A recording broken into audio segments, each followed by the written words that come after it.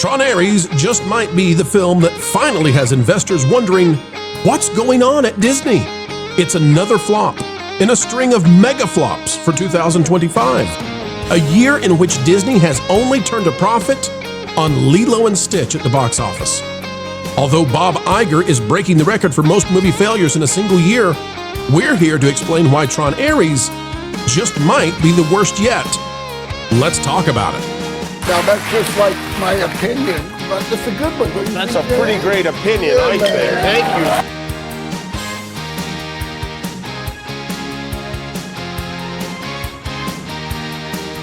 Hello, folks, and welcome back. It is, we're coming to you from somewhere sunny USA. That means it's sunny, eh? We're happy that you're here, folks. Click the like button and let's dive in. Things are not good for Disney. Things are not good for Tron Ares, and we're going to give you the nuanced perspective that you need to understand what's really going on. This could actually be the movie that has shareholders saying, whoa, wait a minute, what are we doing here? We're wondering the same thing. Out of the Hollywood Reporter, we're going to start off with this. Tony Maglio, back from May 7th, said Bob Iger says Disney's film slate in the next 18 months is its best since 2019. The record-breaking year of 2019, the end game year of 2019. And then he basically named every single one of them. Now, I go back to this article, folks, because you need to know this is why we're opening this way with the video and saying, hey, the shareholders might have some questions now. No financial advice being given. And who in the world could have ever predicted that Bob Iger and Disney did not have the best slate since 2019? Who could have done that? Oh, I don't know. The internet. Out of Geek Tyrant, though, I want to show you just how badly things are collapsing. Tron Ares was projected to open with $44 million at the U.S. box offices by Joey Power. Now, I want you to know that although this is presented in a positive way, and this is from 3 weeks ago, this was not a positive. Not a positive, because the last Tron movie in today's dollars made over $80 million. We'll get back to that in just a minute. So making $44 million is, well, that was terrible. But it says Disney's upcoming sci-fi adventure Tron Ares is officially tracking for a $44 million opening weekend when it hits theaters on October 10th. Again, 3 weeks ago. That's right in line with Tron Legacy, which debuted in 2010 with the same number. But industry insiders believe the new film could soar even higher once audiences plug in. And it goes on to talk about, have you seen these things, folks, where they talk about the buzz or they talk about the engagement or whatever, and they try to pretend these things are real, and then they use that to spill the beans on how this is what's really going to happen, and then it never, ever, never happens. Let me go on to this, too. This is out of the Box Office Pro. I want to show you that just even right before the weekend, they were missing it. This is, it says the Box Office Podium. Let's see, Disney to score a win with Tron Ares. And they're predicting a $40 to $48 million opening domestically for Tron Ares. Disney has revved up the light cycles for Tron Ares, the third in a long-running high-tech franchise where the denizens of the computer realm finally break out into our world. While the original Tron was a box office disappointment with only $27 million during the legendarily crowded summer of 1982, the movie's revolutionary showcase of CGI effects and story threads that influenced films like The Matrix made it a popular cult movie. Tron Legacy, by the way, very pretty movie and the soundtrack's excellent. Story, kind of meh to me, but others may disagree. Mileage depends, right? Mileage varies. But it wasn't a win at the box office. And it's on track to more than double, maybe triple the number of butts in seats, the number of tickets sold versus this one. Ladies and gentlemen, let me introduce you to the actual reality on the ground as we see it right now. We think this might actually slip. Indications are that this is slipping still. But Anthony D'Alessandro out of Deadline says Tron Ares at a $35 to $37 million opening. We don't care about Roofman. The long-term lasting impact. I've got to stop. Come on. The long-term lasting impact of the disease thwarting moviegoing is easily felt this. Come on, I can't do this. Come on, people.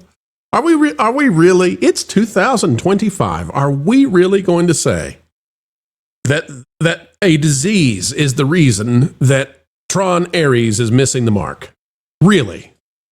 Why don't we talk about maybe it's Mad cows. I don't know. Maybe the horse and buggies aren't getting people to the theaters. Like, how far back in time are we going to go to grab our excuses? Good Lord. It says for Tron Ares, it's a start that's under the previous installment, Tron Legacy, at $44 million 15 years ago, and that's not good. Tron Ares gets a B+ cinema score, the same as Tron Legacy, and it says that some of the ComScore post-track data is that 57% would recommend it. 57% would recommend it. Okay. Folks, this is horrifically bad. I mean, it's really bad. The the actual score, if you wanted to go and look, see what in today's money Tron Legacy would have made, it's over 80 million in the opening. We're now looking at this possibly being at 34 million. Possibly being at 34 million, because it is slipping still. Now, that means, I want to show you this. That means if we go to the numbers and look at the weekend domestic chart for October 3rd, that was the last weekend. And last weekend we said was, I mean, just horrifically bad. The only thing that did anything was Taylor Swift. And Taylor Swift made $34 million. AMC actually released this. Not a typical distributor, not a producer, not a film company. AMC, the theater chain, was like, we are so desperate at this point. Taylor Swift, can we play your album in our theaters? Your new album. It's not a great album, but can we play the album? And T Swift said, sure. And AMC said, woohoo, because they actually had something to play. So they did. They put it in 3,700 theaters. And they made an average of $9,200 per theater, made $34 million. So, why is that a problem? Well, because, ladies and gentlemen, per theater, on the opening 2 days, when Tron should have been the most powerful possible, this is Thursday and Friday combined together, it made $3,575 per theater in 4,000 theaters. In other words, Tron Ares, which needs $600 million to break even. Say it again, $600 million to break even is our estimate based on its announced or publicly disclosed budget via the Hollywood trades and the assumed marketing. $600 million is what it needs to break even. And it is getting beaten by T-Swift. And not like something T-Swift put any effort into, but AMC saying, can we please play your new album in our theaters? What's the budget for AMC to play Taylor Swift's album in their theaters with some little music videos and stuff for a release party? Next to nothing. What's the budget for Tron Ares? Well, we've heard the budget is $180 million. You all know that it often exceeds that, so probably 200, eh? Right? So if we go back to deadline, 35 to 37 million, and it might hit 34, this thing is trying to beat a random AMC release of Taylor Swift's new soundtrack in theaters for a sing-along. That's how bad things have gotten for Disney. Now, how could this have happened? How? How can it possibly be, ladies and gentlemen? Well, what if I told you that these goobers continue to do things that they should not do? Huh? Take a look at this out of Outkick. It says, from Ian Miller, another big-budget Disney movie flops at the box office after politicized promo. I'm going to scroll down a little bit. I will read this first line because it's great. It's getting to a point where it's worth wondering if the Walt Disney Company is actively trying to make bad movies. Not only that, whether or not they're trying to make bad moves to destroy the films. It says, while Tron Ares had a widespread promotional campaign, the film most recently made headlines because one of its lead actors, Jeff Bridges, a.k.a. The Dude, joined Far Left. Political talk show host. I love that they're not calling him late night anymore. He's not funny. Jimmy Kimmel to promote the movie instead, turning it into another opportunity to share his ideology. You all have seen this, right? I'll just play it for you. Here you go. And, yeah, ice. Let's get ice off our streets and into our beverages.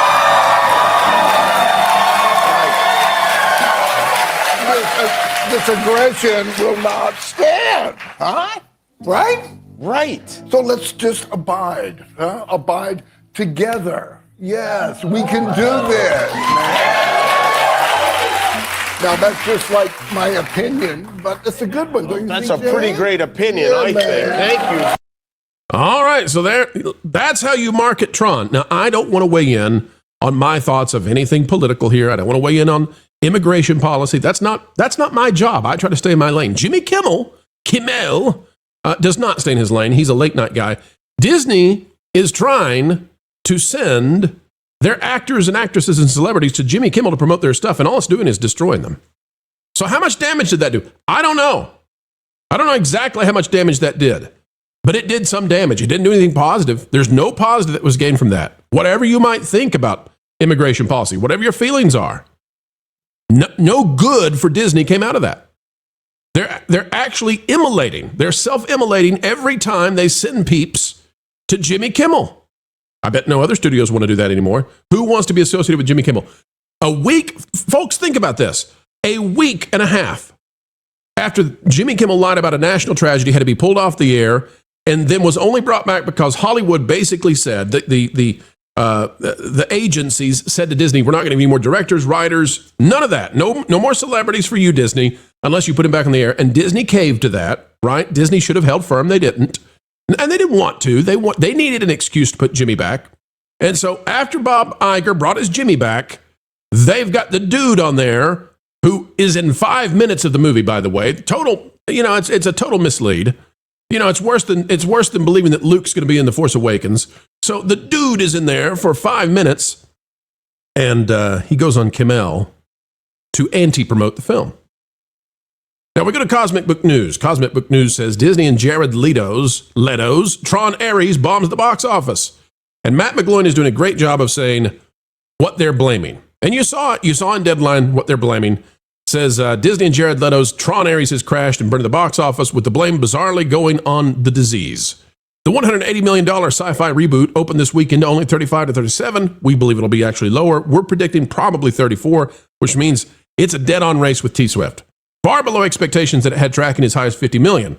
For context, Tron Legacy debuted at 44 million 15 years ago. 81.92 will round it to $82 million in today's dollars, and that was considered a disappointment back then. For Jared Leto, Tron Ares is another box office bomb. Social media is already comparing the movie to Madam Web, calling it another flashy but soulless mess, while critics said the visuals looked impressive and audiences clearly didn't care enough to show up. I'll remind you that I gave this film a 1.5 out of 10, the lowest score that I have ever given on this channel for anything. Anything. This, in my opinion, made Snow White look like a masterpiece. It actually made Captain America Brave New World look like a pretty darn good movie in comparison. Not everybody agrees with me, though. And I want to point this out. This is Eddie Sato. Eddie Sato is a former Disney Imagineer, and we like to be friendly with Eddie, and I think Eddie's a good guy. He says, saw Tron Ares. Best of them all, in my opinion. Planning to see it again in IMAX 3D. Great nods to the past, mind-blowing action, and more emotion and soul than I expected. I go to Disney movies to be entertained, and I'd say activate. Now, I want to bring this up to you all because I want to say, different people, even on movies that I find to be just atrociously bad, and it's very rare that I find a movie this bad. Even in those situations, some people legitimately, Eddie is not shilling. I promise Eddie's not shilling. Even when I find a movie to be awful, and apparently so many of you do out there as well, we need to be kind and remember that some people somewhere enjoy some films. There are legions of you out there who claim to me that Garbage Pail Kids is a good movie, and so be it. I don't want to rain on the parade of anybody who likes something that the majority of people don't like, because that doesn't mean that we steal the joy from people, right? I just want you to know that as we've covered this, Disney has a market problem. It has not been the greatest slate since 2019. Bob Iger is breaking records for flops this year. Shareholders need to be concerned. They're blaming the disease in 2025. Oh, please give me a break. Come on, Anthony, get something better than that. And yet, folks, some people will like this movie. Don't be mean to them. Don't be rude to them. Don't automatically jump on them and say, you're a shill. It's okay. It's okay for people to like movies that you don't like and I don't like. And maybe you're one of the ones out there watching this and you're trying to figure out why it didn't work. Why didn't this take off at the box office? Why is it getting something like a third of the ticket sales as the last one when you consider inflation? What is it that's causing that? And I hope I've walked you through some of that. It's not being reviewed well. Post-track is not good. The cinema score stuff's not good. The marketing was bad. And if you watch my review, I will go through in high detail and high fidelity what it is that caused this thing to fail. But some people are going to like it. And if that's you and you wanted to stop by and understand why is this failing, well, you've got the reasons. Folks, we've got reasons for Bob Iger to change course immediately, but I don't think he's going to. It's too late. He's going to have to ride this thing out. Bob Iger going towards the sunset. Dana Wald and Josh D'Amaro, the ones in the lead to be the next CEO of the House of Mouse. Who will be the person to please audiences once more? This gets, by the way, very dark. If either Zootopia 2 or Avatar, Fire and Ash, come in low. If either of those, and of those, by the way, Avatar would have the best chance of performing badly. What would you say? The worst chance. I don't know what you call that, but there's a higher negative possibility for Avatar, Fire and Ash. And James Cameron, I believe, has even come out and said that if it doesn't do well, he's done with Avatar. Don't know. But Disney needs Avatar to be viable because it's a big part of their theme park. Well, it will be on both coasts, Animal Kingdom as well as over at Disneyland Resort. So that's not good. This is another one of those attractions, by the way, that's at Disney World, Tron. And might be a long time, if ever, that Tron comes back. People may not remember what the heck that attraction's about in 10 years. That's how bad this is. All right, folks, that's where we'll leave it for now. Jimmy Kimmel claims another casualty for Disney. Well, maybe in part, but there's way more to it than that. Folks, if you enjoyed this video and if you walked away with a PhD level of understanding into what's going on in the movie industry right now, T-Swift defeating Tron, then click the like button, share, subscribe, click it, stick it to the algorithms. It is the notification bell. Drop a comment down below. Let us know your thoughts on all of this. And until the next time, we have the joy, the pleasure, the responsibility of spending time with you. Keep learning, keep growing, and as always, keep having fun. I'm the ghost of Star Wars. You know what would be a real treat this Halloween? Checking out WDW Pro. His daily videos are a real treat. Guys, I'm the ghost of Star Wars. Get it? You know, we should go and make sure we're subscribed. Guys, I'm the ghost of Star Wars. And while we're at it, we'll ring that bell to make sure we're notified. Great, let's go. Because, well, we actually care about that. Let's go. Fact. Star Wars is not dead. It's haunting the steps of Disney Plus.